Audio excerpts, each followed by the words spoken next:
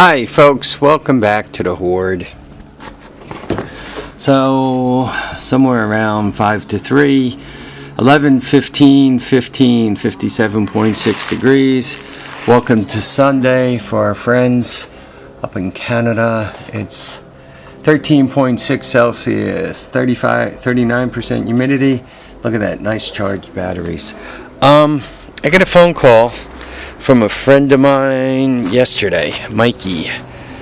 He and I used to work together, night shift. He's since transferred to days. He couldn't deal with the nights. And he said, hey, I got a chipper I want to get rid of. He says, come get it. And I said, you know, homie likes free things. So I took a ride up there. It's a Sears that you're about to see. Craftsman. Doesn't look like it has that many miles on it. Looks like it was fairly well taken care of. Gas tank doesn't look too bad. This is I don't know, sponge, I guess. But it really looks like it's got potential. He says it was hard to start. I pulled the string and it puked in my truck. Sometimes free isn't free. What the string looks like. Anyway, let me know what you guys think. I guess it's got... That clicking is and it stinks like hell. That clicking is, I think it has to do with the shredding thing. I don't think it's the valves. If you look at the date code on it, I don't know, are you guys gonna be able to see that? If you look about where my finger is, you should see 92. So this is probably 1992. What is it, almost 25 years old? Wow. So it was free. Came complete. Mikey normally takes pretty good care of his stuff. He says once again, it was just a bear to get started. He said he always had a lot of trouble getting it to start. Doesn't look like it's got a lot of miles on it. That's the serial number. So, free Sears 5 horsepower chipper. Yeah, that's some nasty stuff. I have to take the truck out and run it through the car wash. I don't know if any of you guys have had one of these, have any luck with it.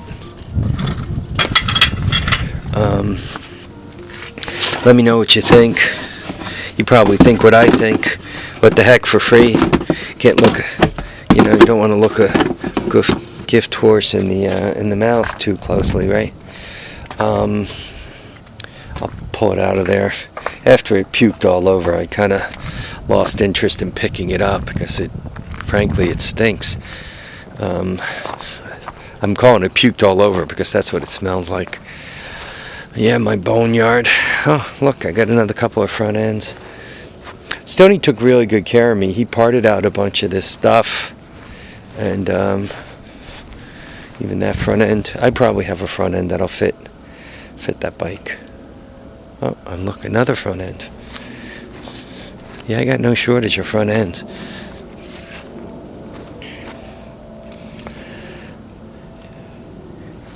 I'm trying to get a little bit of control on this. I'd like to say that I've shut down what I'm bringing in, but if I said that, I'd be lying because it's not true. I really haven't completely shut down.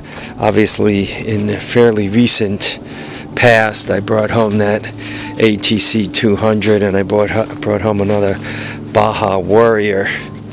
I'm supposed to see my son out in Pennsylvania there sometime in the beginning of December. Assuming it doesn't snow, I'll probably run at the minimum a Baja Warrior out to him at maximum a Baja Warrior and something else.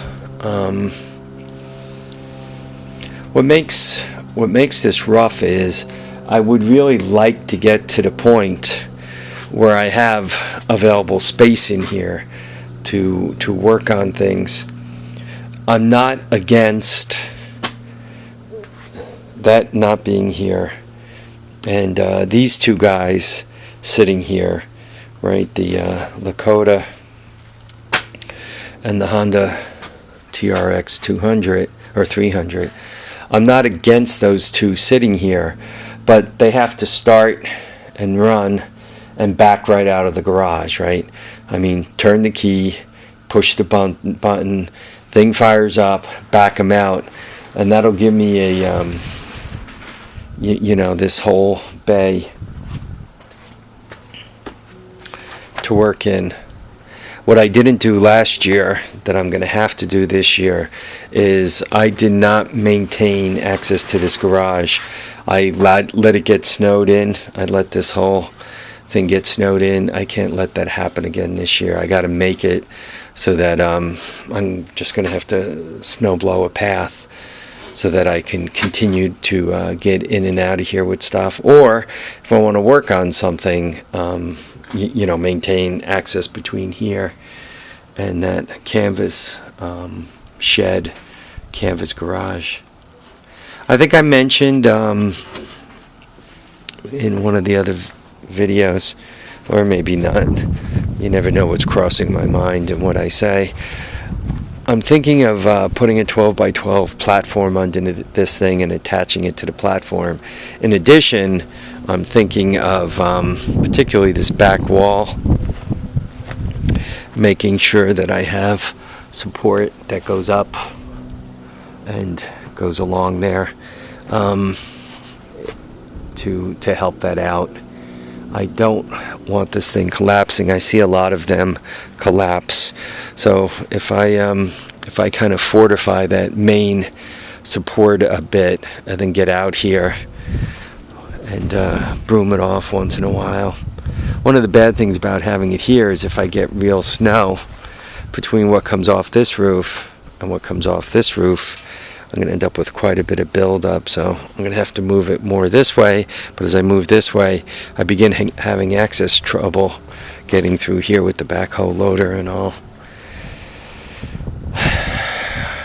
I'd also like to maintain access to that thing over there, because there are projects I want to do this winter. This winter I want to drag this thing into the garage, and my brother used this thing to cut rocks, and I think he broke the keyway on the engine.